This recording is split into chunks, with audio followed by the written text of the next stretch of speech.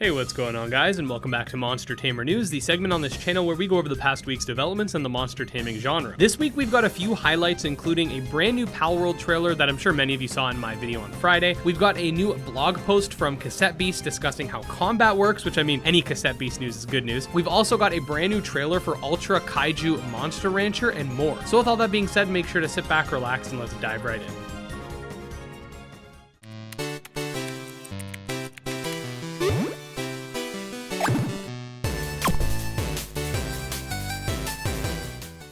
Alright, so right off the bat, we got a brand new Palworld trailer courtesy of the Tokyo Game Show that took place earlier this week. The trailer itself is about a minute long and is very much on par for the course as far as Palworld trailers go. We get to see some of the game in action, some new pals, and bosses to boot. One thing I did notice in this trailer is that it's a lot less provocative than some of the others, not really showcasing a lot of the game's exploitative mechanics. Perhaps developers are trying to get the idea across that you don't have to be a completely evil psychopath in this game, and it's just one of many options. Either way, if you're interested in seeing the trailer in full and my reaction to it, check out this video linked below where we did just that. Earlier this week, we had a Nintendo Direct, and while there wasn't a whole lot of monster taming news, in fact, most of it felt like a Square Enix / farming Direct, but you Rune Factory fans do have something to look forward to because Rune Factory 3 Special was confirmed to be coming on the Nintendo Switch. We don't have an exact release date just yet, but it is slated for 2023. So now you have Rune Factory 3, Rune Factory 4, and Rune Factory 5 once this game comes out on the same platform, so rejoice. Speaking of farming, the relegend developers put out a post-launch roadmap for various milestones that will be coming to the game. Now, I do say roadmap lightly because there's only really two windows, the first being the launch and the second being December 2023, and just a bunch of stuff happening in between. But we do see that the next major update will involve adding new magnets and weapons to the game. Then we have an update that's going to be focused on Kickstarter backer stuff, and the third one is going to be big for a lot of people, that being the console release, which based on this roadmap, I can only assume is somewhere in between now and that December window, presumably roughly the middle, but I don't think the roadmap was supposed to be to scale or anything. I definitely thought this was worth mentioning either way because a lot of people are asking about consoles, so here's a tiny bit of info on that. Something of note that was brought to my attention by Rant over in the subscriber Discord is that a new article was published discussing some of the recruitment mechanics in Dragon Quest Treasures and who will be able to recruit. I actually do want to make a separate video where we sort of read through the whole article and I discuss my thoughts, but the article goes into detail that there are many monsters in the game despite it being a spin-off, and these monsters have abilities known as fortes, which will help the player character traverse the world. It's not a long article by any means, so I am kind of on the fence about making a separate video for it, but I still think it's pretty interesting nonetheless, and I'm honestly itching to cover this game more. So let me know in the comment section if you'd like me to make a short video going over it. Okay, so I'm not going to go too much into this here just because it is pretty long, but essentially the Cassette developers put out a new devlog on Steam which discusses the various mechanics that make up the battle system. In it, they discuss the sticker system, how moves work, fusion, and more. Honestly, it's a lot to go over in such a short segment, which is why we are definitely going to be going over the log in a separate video, so stay tuned for that. I just really wanted to mention that it exists here and link it so you guys are informed and can check it out ASAP, but I really want to put a video together, so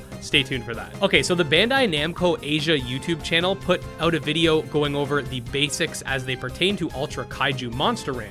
It discusses how monsters are made through songs or NFC cards, training, battling in tournaments, etc. A lot of it is just information you'd probably already know if you've played a Monster Rancher title, just outfitted for this specific game, but nevertheless, it is nice to see them doing more marketing for this game, even if it is in the East. If I'm not mistaken, the NFC cards aren't coming to the West, so that might not really be relevant for you guys outside of Japan, but I still think it's an interesting watch, and I'll leave it linked below. It's about 5 minutes long, so there's a decent amount of content there.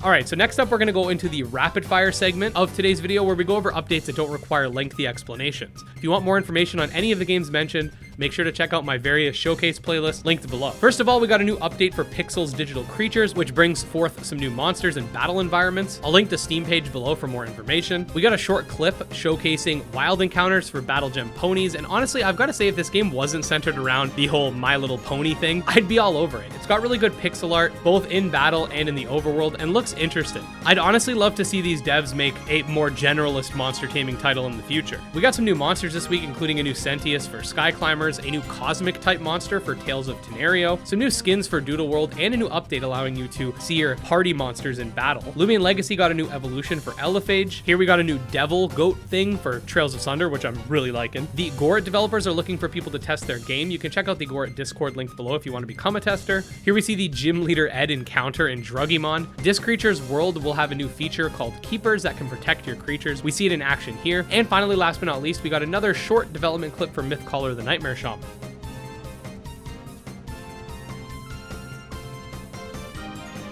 And with that, we've come to the conclusion of yet another week.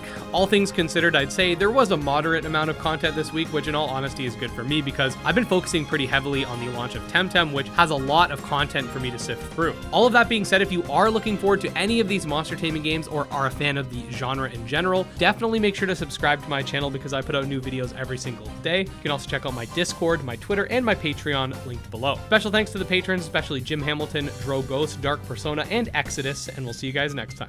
Peace.